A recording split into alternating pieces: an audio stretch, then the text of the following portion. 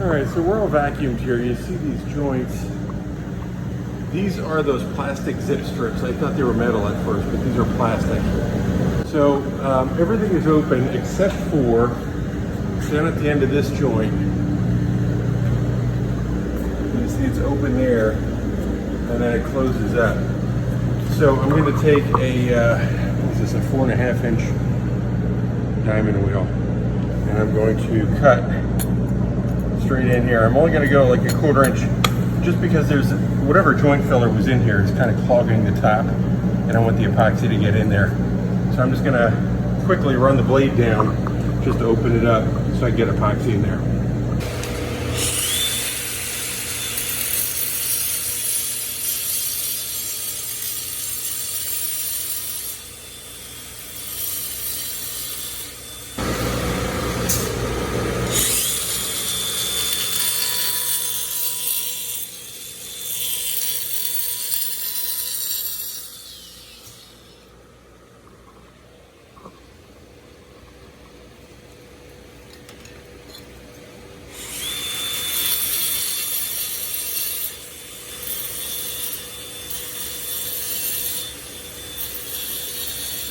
Okay, so where these cracks or joints, whatever you want to call these, because they have the zip strip in them, those are open. And then this is where I cut. You can see this thing, it jogs over. You have to follow whatever line is there. You can't just make up your own line.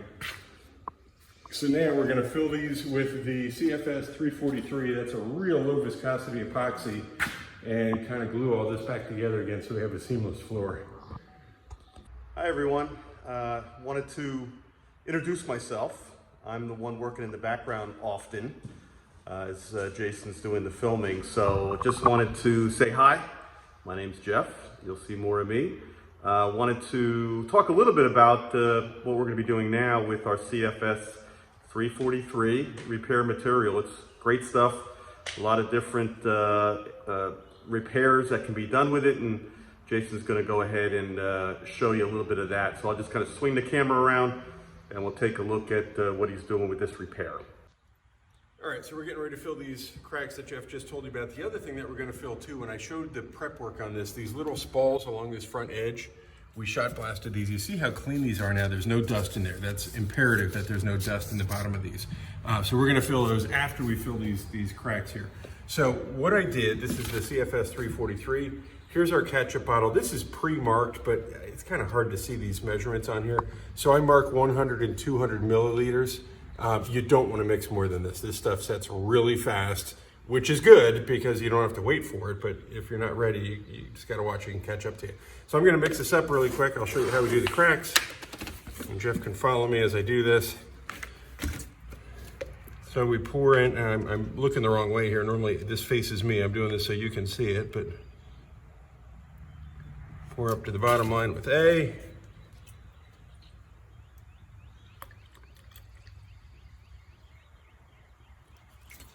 B. Okay, so now we're going to move quickly here. So I'm just going to shake this about 10 times or so. This is very thin material. Now this is going to be ground again after we apply this. So obviously you're not going to see this. But now this is where I cut this joint open so I can get a little more epoxy in. So I'm just running right down this joint.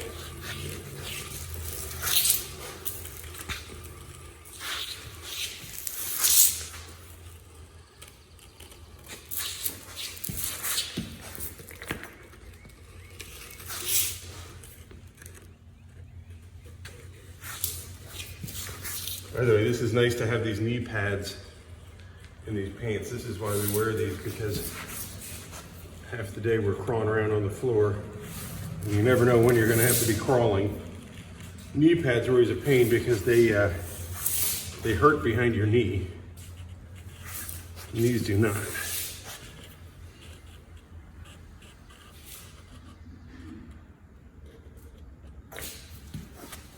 Okay. I'm almost empty here, but I'm working my way back the other way. Now, if these cracks were wider, we put real fine sand in. And specifically, I would say 70 mesh sand. So that's one mix. So you can tell how far we did with one mix. But if these are real wide, we'd put 70 mesh sand in to fill them up first and then pour the epoxy. Okay, so you can see I went down and back already. So what you want to do is look behind you at some of the spots where it drained down. So I'm just going to quickly hit this a second time. See how this epoxy is still wet, but it gelled up. So I'm going to run down here again really quick. And by the way, this is about, I'm going to say 3 minutes elapsed time from the time we started. This is a pretty quick process. It's probably going to take 10, 15 minutes maybe total to fill all these cracks. Then you're going to let this sit for about 10 minutes. Then you can grind it and keep moving on. That's the advantage of this, especially from a contractor standpoint. You don't have to sit around and wait too long for material to set. This stuff sets very quickly. Once you get the hang of it, the fact that it sets quickly is very nice. But you have about a minute to get rid of a ketchup bottle of material. That's all weather, or I should say temperature driven also. All right, so this is my next mix. I'm just gonna do the mortar in here. So I just mixed up like I did the last one, 100 milliliters of each. I'm just gonna pour it in an empty bucket. Now I'm gonna dump some sand in here rather quickly. I'm gonna say that was almost a quart of sand. I'm gonna mix this in here, throw a little more sand in. And this is a self-priming epoxy mortar. It's still pretty wet.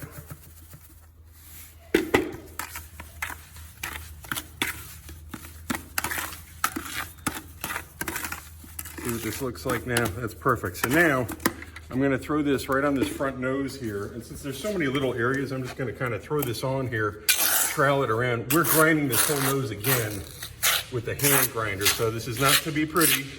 This is just to fill in all these little holes. And again, this is self-priming. You can see it wick right into the concrete there.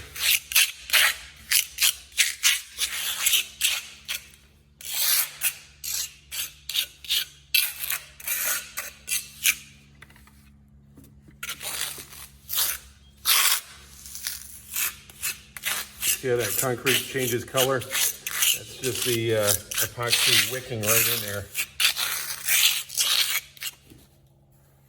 We're not using a line. See, I'm only throwing a little trowel full down.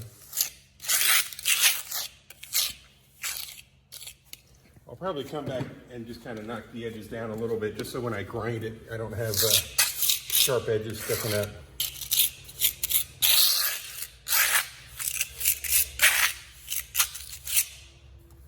Now, when you add sand to this, it sets, I'm going to say, much slower. I mean, you probably have about 5 minutes to work with this now instead of 1. So it does slow down the set time. Again, that's all dependent upon temperature. If you're in direct sun, you gotta really be careful. All right, so that edge looks good. Now we're going to the next bag.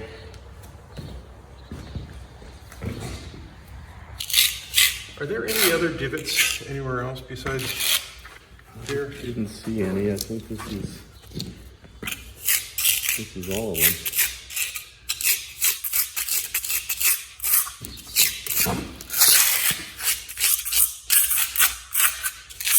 Now I use that shot blaster to clean these out because we have a shot blaster on our trailer. Not everybody has a shot blaster with them. But one, that is the advantage of having us do this. We have every possible tool you could imagine if you need it. But you can use a wire brush in there if you have to, or get your diamond blade in there, clean it out to get the dirt out of the bottom of these little divots. That is the end of the patching. It's tough for Jeff to follow me because I'm moving so quickly here. You have to move fast with this. But what I'm doing now is just topping off. So if you see any areas that are low, you just simply do a real quick drizzle of material on there.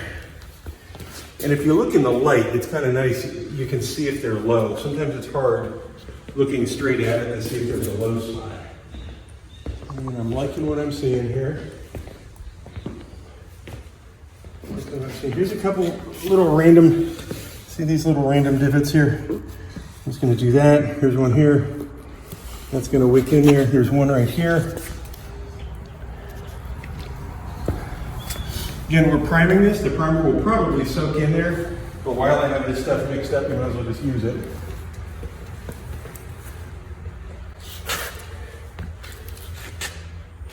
I think we're good. I think we are good. All right, any other cracks?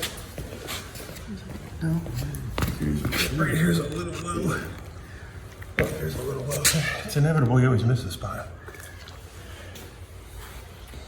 That looks good, that looks good. No more cracks. Here's a little crack here. Yeah, this is a very small micro crack, but I'm just gonna stop there. That's actually gonna wick forward, you'll see that.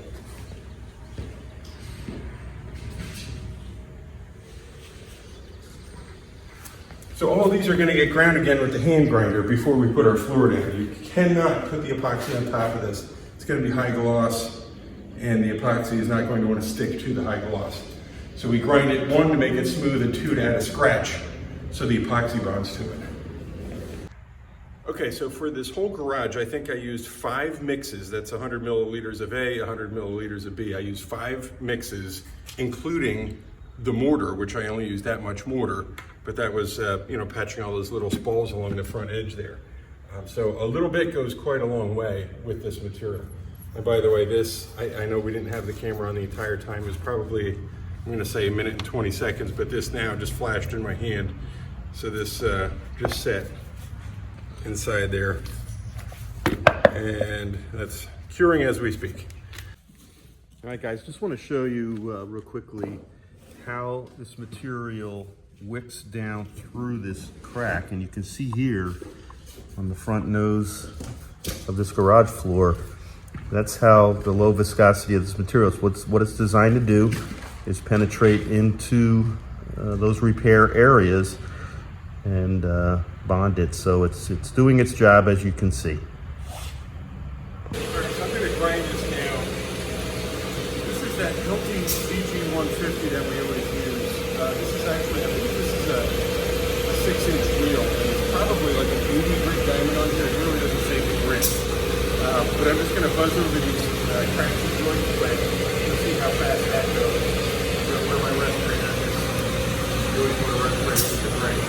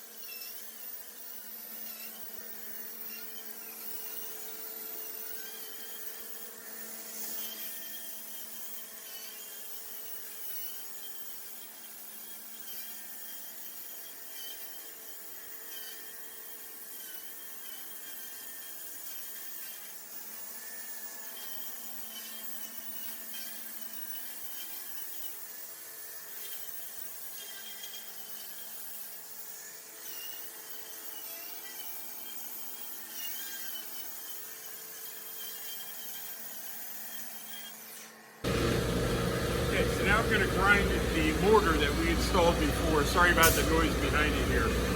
I knocked off some of the heavy stuff on the top here. I'm just going to lightly run the grinder over it just to get a good scratch on this, and then we'll get it.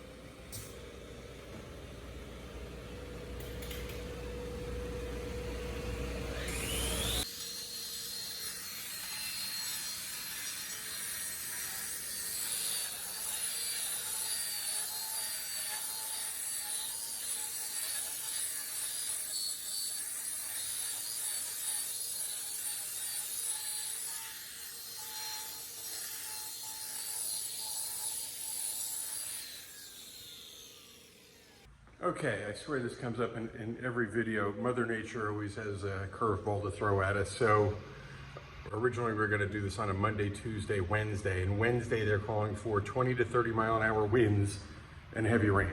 Well, that doesn't work well with the top coat. So we're going to do the prime coat and the intermediate coat and the flakes today. So I'm just going to walk you around. I'll show you our prep work, and then we'll get ready to mix and apply.